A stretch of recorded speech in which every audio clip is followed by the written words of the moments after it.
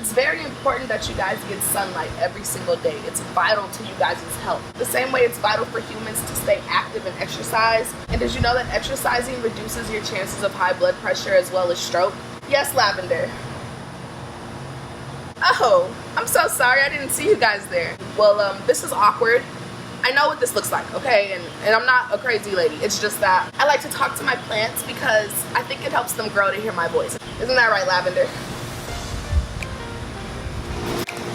What's up, YouTube? Welcome to the coolest YouTube channel on YouTube with the coolest YouTuber on YouTube. It's me, PT Bay.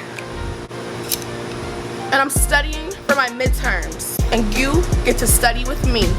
Come along now. So if you haven't gotten the point by now, I'll let you in on the gag. I'm not your typical PT student. In fact, I'm actually quite special, and I'll tell you why. Just give me a sec. Honestly, you guys, I've been around the world and back, and I can tell you there's nothing greater than my backyard, which is why this is the perfect place to study. So we're currently studying for my Neuro midterm exam. Neuro is the brain, in case you didn't know. So my midterm is on Wednesday. It is Saturday, June 27th. So I'm doing pretty good. I'm definitely not waiting till the last minute. Praise God.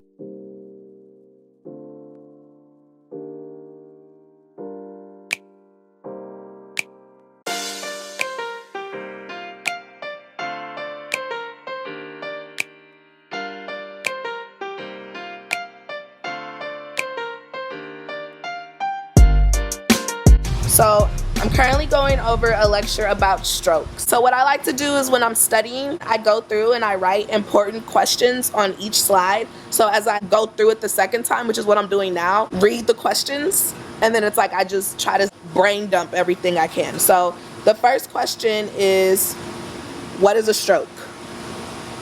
A stroke is an acute interruption of blood supply, and as a result, you'll see neurological deficits. There are two types of strokes. It can either be hemorrhagic or ischemic. Ischemic is the most common type of stroke, and ischemic just means that there's like a decrease in oxygen due to like blockage in your artery, blockage from a clot, or just blockage from like plaque buildup within the artery.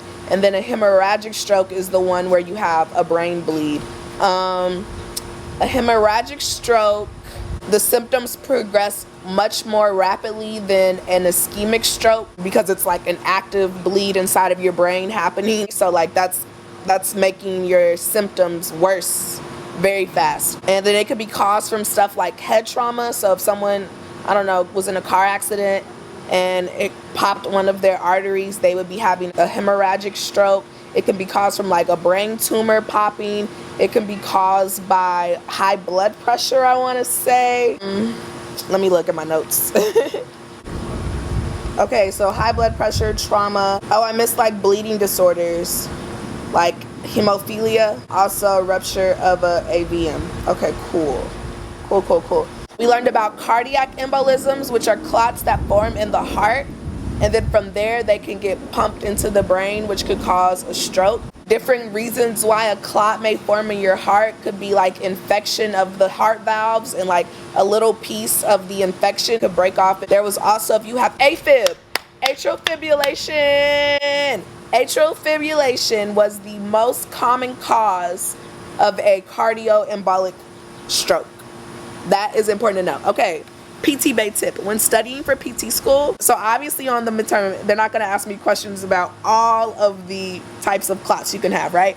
However, they're probably going to ask me about the most common ones. You get what I'm saying? So study smarter, not harder. Something else that I thought was super interesting that I learned new about strokes from this class, there's this term called lacunar strokes, and those are going to be to the teeny tiny arteries inside your brain. So the arrow is pointing to the clot, and it's showing you like right here, this red circle, that's where blood flow is limited and tissue death occurs. And then if I zoom out, you'll see this is the brain, right? We zoom in on the brain.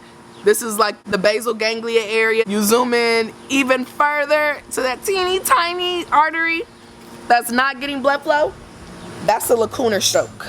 Okay, you guys, I think I'm moving on from strokes because I feel pretty confident. Okay, so the next topic that I want to go over is demyelination diseases. The nerves in your body, which nerves come from brain and go all throughout your organs and muscles, blah, blah, blah, right?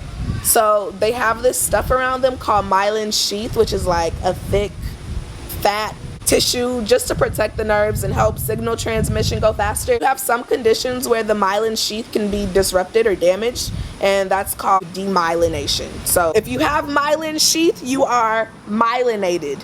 If you do not have myelin sheath, you are demyelinated. See how that works?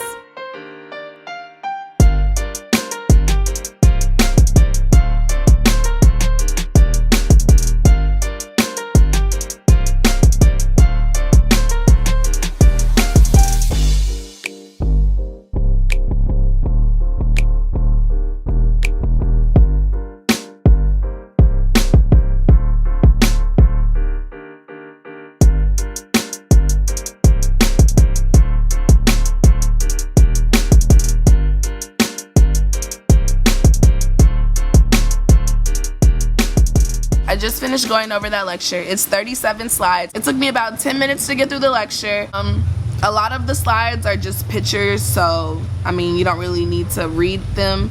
And then I also have some case studies in here, which I don't want to read the case studies right now because I want to like make sure I digest all the information and then later go back and quiz myself on the case studies to like see if I'm putting together. So what I learned about demyelinating diseases, this PowerPoint just briefly covered different types of demyelinating diseases. So the most common one is multiple sclerosis. That's probably a term you're familiar with. But then also some other ones that we talked about on this PowerPoint. One is called acute demyelinating encephalomyelitis. We call that ADEM. Then there is transverse myelitis as well as optic neuritis. Okay, so I'm literally just on the first slide. So if you see the first slide, she just has them all listed out, and then from there each slide is gonna cover each one in depth. So before I even scroll, I'm just gonna try to spit out everything I know about each one. So I know ADEM was the one that normally comes after an infection. So somebody may have like a respiratory infection like coronavirus, and as an adverse result they may experience an inflammatory demyelinating condition. And in this one, I think it said that like if they get a MRI, you're gonna see like bilateral, so on both sides you're gonna see inflammation. That's all I can think of about that one. Transverse myelitis, I know that's the one that is specifically the spinal cord. So the spinal cord becomes inflamed. There was something on there, but I can't think. I just gotta brain dump it. So then optic neuritis, that's the one of the optic disc. It becomes inflamed and demyelinated. Okay, the acute transverse myelitis, inflammation of the spinal cord. Oh, how does it present? So if someone has acute transverse myelitis, they'll have back pain because like the spinal cord is down your back. So, and you may have muscle weakness as well. Okay. Acute transverse myelitis may be the first episode of multiple sclerosis. On MRI, this one is going to just appear like within 2 segments of the spinal cord. So you have like 31 segments, only 2 would be affected, just wherever the infection is located. Oh, optic neuritis. Okay, so I need to talk about the signs and symptoms. I remember now. I'm not looking. So optic neuritis, they may have like onset color blindness, blurry vision because it's happening in the optic disc of the eye. Diplopia, I believe, which is double vision. Let's read. Oh, pain with eye movements. 90% of patients who have optic neuritis have really painful eye movement. Optic neuritis is also a common symptom of MS. So optic neuritis as well as acute transverse myelitis, which happens within 1 to 2 segments of the spinal cord, and they'll have back pain, weakness. Let me make sure that was right. Acute transverse myelitis, spinal cord dysfunction, back pain, may be the first episode of yes, okay, I was right. See, I know my stuff. You go, PT Bay, go, PT Bay, go, PT Bay, go, go, go. What's next? Okay, you guys, honestly, it's Saturday, my test isn't until Wednesday, but I'm tired. Well, not tired, I'm just tired of studying. So I think I'm gonna go ahead and call it a session, and I'm gonna pick up tomorrow and Monday and Tuesday. I got time, I'll be fine. Thanks for studying with me, you guys. This this has been really amazing. Thank you guys so much for tuning in. More study with me videos to come, more PT school videos to come, so subscribe if you want to check that out. Stay beautiful, stay blessed, and stay positive. Bye, you guys.